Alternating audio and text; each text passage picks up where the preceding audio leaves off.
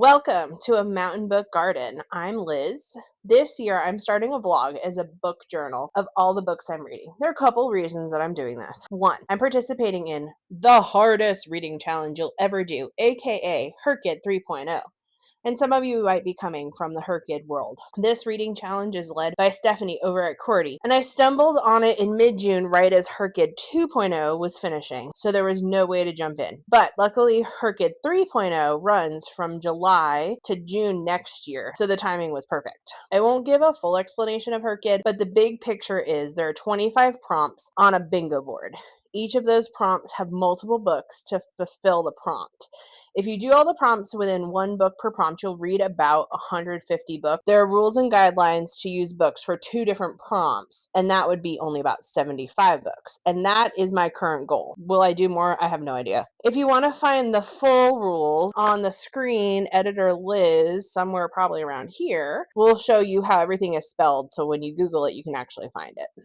The second reason for starting this vlog is before I found HRCYED, I had already read almost 60 books since the start of 2026 and had completed my 26 book goal for 2026. Kind of blew through that one. In an effort to keep track of everything I'm reading, instead of just consuming and forgetting, I've opted to log all my books in this format here. I really enjoyed giving the book recs to friends and coworkers, and so I hope this will be another way for me to share my love of reading. Now, on to the books that I've read in the past 3 weeks for HRCYED. I opted to start in the last week of June, and I will finish up in the 3rd week of June next year to keep the challenge to 1 calendar year. In this video, I'm planning to review and lightly describe the following books: Empress of 1,000 Skies, Heartwood, The Starless Sea, Legendary Frybread Drive-In, Arsenic and Adobo, Honeysuckle Cafe, Yellowface, Divine Rival. So let's jump into the book recommendations. First is Empress of 1,000 Skies. I listened to the audiobook and it was about 9 hours. So Ree is the last of the Ta'an dynasty after her family's assassination. And on the eve of her coronation, her plan for revenge is thwarted by her kidnapping. Meanwhile, Alyosha is a Raytan war refugee who finds fame as the dashing star of the Drone Vision show. Despite his popularity, Ali struggles with anti-Raytan prejudices and the pressure of being perfect in the public eye. Ali is accused of Ree's murder since the galaxy does not realize she has been kidnapped, and together they must join forces to save the galaxy. What I liked was this was the first book in the series, and I feel pretty confident I understand the world. There was built-in diversity discussion with the characters' backgrounds, and it was easy to see what groups had power versus who did not, and the disparities parallel much of the U.S. The author considers issues of race and racial profiling, media and technology, as well as privacy issues. So instead of the characters having the ubiquitous phone in their hand at all time, they had an implanted cube. The cube holds all of your memories as well as a connection to the larger internet type thing. So what would happen if hackers could get into all of your memories because of this cube? The action was really quick and not jarring, which I don't enjoy too much, and I'm definitely interested in reading the next book in the series. I didn't always like that this young adult space opera the twists and turns were really obvious. It was well done, but they're all pretty obvious turns for an avid reader. I felt like it was really similar to Marissa Meyer's Cinder series. If you like those, you might really enjoy this. I also think teens who enjoy sci-fi would enjoy this book, and I think adults who want a really quick possible beach read even. For HRCYED, I'm using this for the Shiratori category, which is using a book title to then link to another book title. So Empress of 1,000 Skies is going to connect later to Starless Sea. And then I'll probably use it for the titular counting, which is how many words are in the title. My star rating for this one is like a 3.5. Next up is Heartwood, and I listened to this book from Libby, which is one of my favorite ways to get audiobooks at this point. A little bit of a synopsis. 42-year-old Valerie goes missing in the Maine woods while hiking the Appalachian Trail. And this 3 point of view book tells the tale through Valerie's experience, Beverly, who is the Maine state game warden who's leading the search, and Lena, an elderly resident of a retirement home in Connecticut who is doing her own detective work online. What I really loved about this book was the choice of voice actors for the 3 point of views, as well as some additional important characters. They had some other voice actors as well. They really enhance the experience of the story. And I don't need thrillers to give intense cliffhangers in every chapter. And this is a slow thriller. But folks who hike, especially a long trail like the AT, are going to really enjoy the details of the sky and the plants and noticing moss or weather. And that might be less interesting to some other folks. Another thing I really liked is that the three main women characters were all in different parts of their life, but they were all older than 40. And it's easy to make comparisons about where they were in their various life journeys, even though their stories converged on this one event. What I didn't really like was I'm not sure I would have enjoyed the slow burn of this book without these voice actors. I don't know that I would have enjoyed reading it. The folks who might enjoy this book, hikers, will probably like this book, as well as women who are older than 40. If you enjoy kind of super slow burn thrillers, twists and turns, there are definitely some twists I was not expecting, and so not everything is obvious from the get-go. The HRCYED categories that I'm using this one for are biome, and then I was possibly going to use it for birthday plants, or trees, which for me is vines in September, but I'm holding on to that just in case I need it. I rated it 5 stars.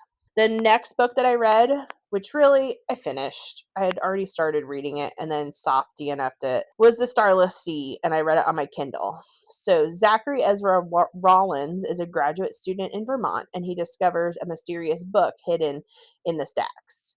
As he turns the pages, he reads something strange, a story from his own childhood. Bewildered by this book and how his life came to be recorded, Zachary uncovers a series of clues: a bee, a key, and a sword. And those things lead him to a masquerade party in New York City, a secret club, and through a doorway to an ancient library hidden far below the surface of the earth. What Zachary finds in this curious place is more than just a buried home for books and their guardians. It's a place of lost cities and seas, and lovers who pass notes under doors and across time, and of stories whispered by the dead. I really enjoy the poetic style of writing for Erin Morgenstern, the author. I really enjoyed The Night Circus, which was her first book. I love the magical realism of her stories. However, I really wish an editor had chopped up more sections of this book. It truthfully took me a really long time to read. I'm generally a very fast reader, even on Kindle.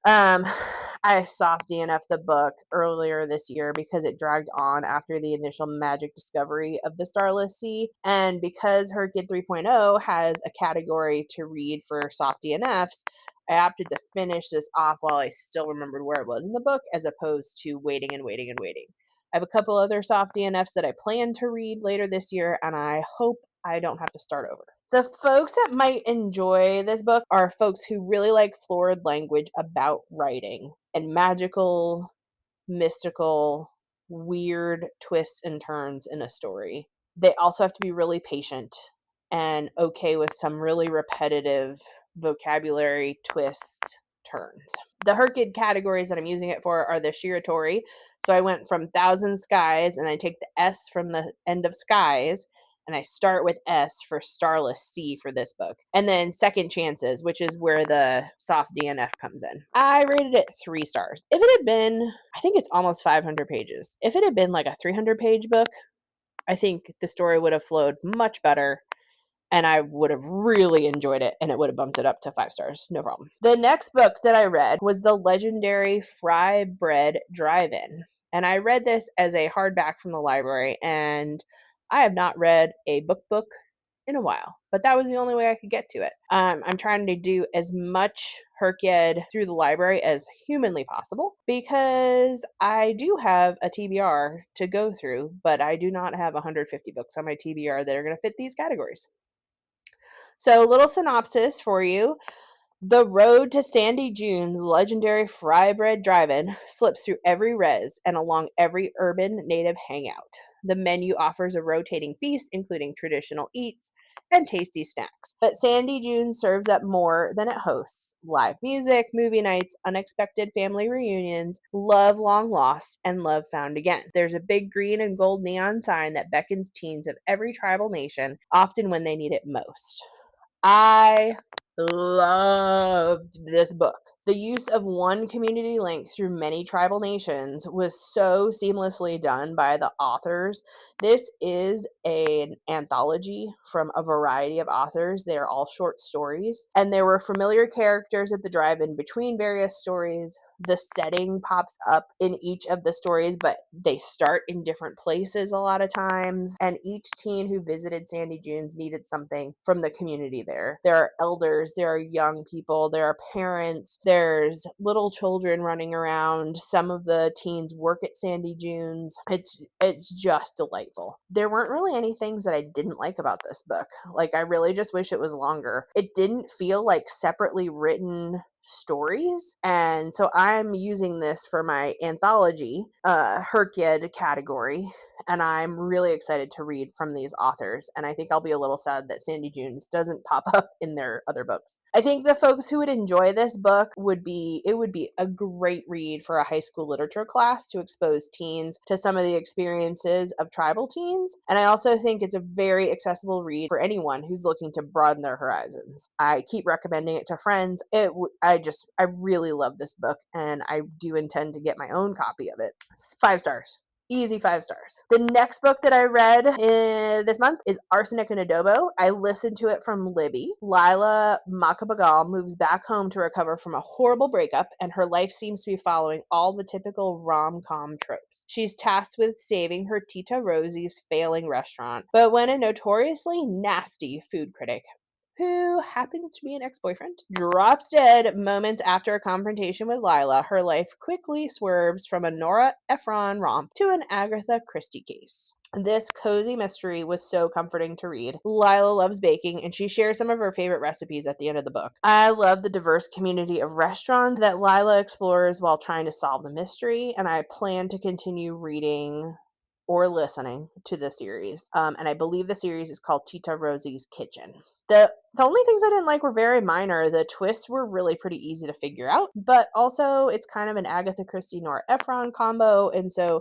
you wouldn't expect twists to be really insane. I think if you like Agatha Christie, you would enjoy this book, and the audiobook is done really well. The only other thing that I didn't like, and is a very easy fix and didn't affect the stars at all, is they have recipes in the back of the book, and I just need to get a hold of a copy or Google the recipes that were in the book. For the HRCYED categories, I'm using the periodic table for arsenic, and then the food pyramid because there is some adobo on the cover.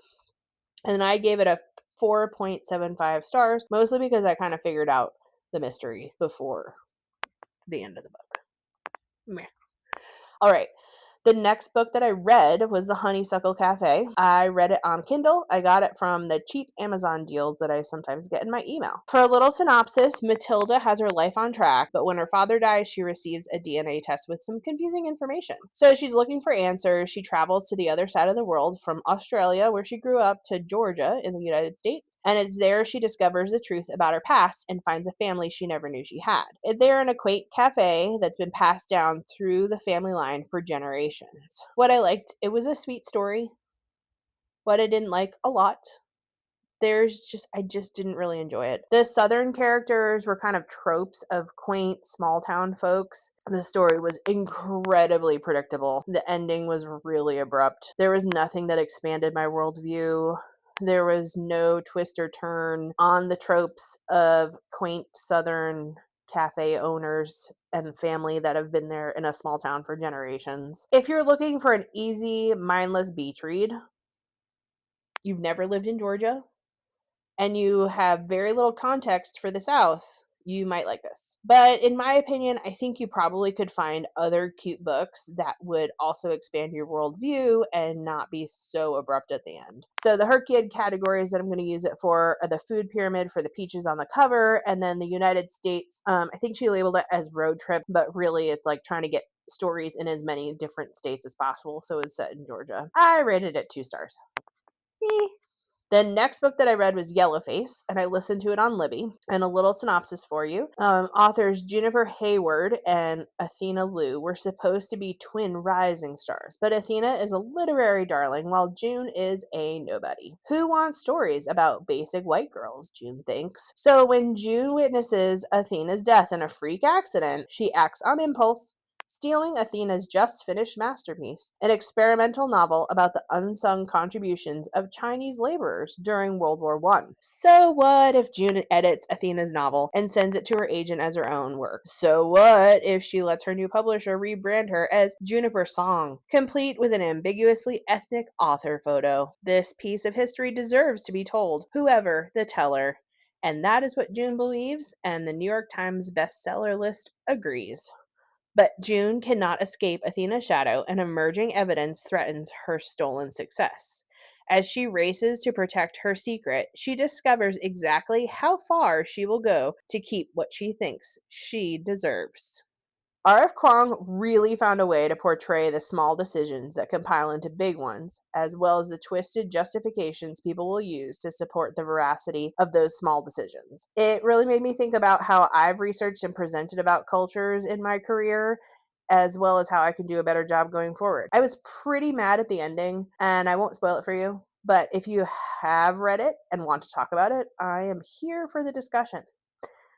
When I've seen artists make decisions similar to June, I've seen a lot more like insidious decisions coming about from people who will insist they're well intentioned, but very unaware how their attempt to climb to the top might hurt minority communities. And I think anyone in the arts, especially where Yellowface is still a very persistent issue in opera, in movies, books, should read this book. Hopefully you'll see how those small decisions pile up to keep the status quo in Western art forms. I rated it 4 stars, and I'm really excited to read other books by this author. The last book that I read is Divine Rivals, and I listened to it on Libby, and I previously read Wild Reverence and absolutely love that book, and so this is the next in the series. So here's a little synopsis for you if you know nothing about it. 18-year-old newspaper writer Iris Winnow wants her family to be all together, but her brother is on the front line of a war fighting for the gods. When Iris's letters to her brother fall into the wrong hands, that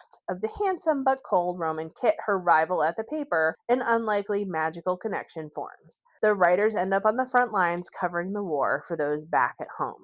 I adore Rebecca Ross's writing and world building. The first book in the series, Wild Reverence, sets the story and world of the mythical gods centuries ago. Iris and Roman are in a modern time that I would best describe as a magical realism version of England in World War I.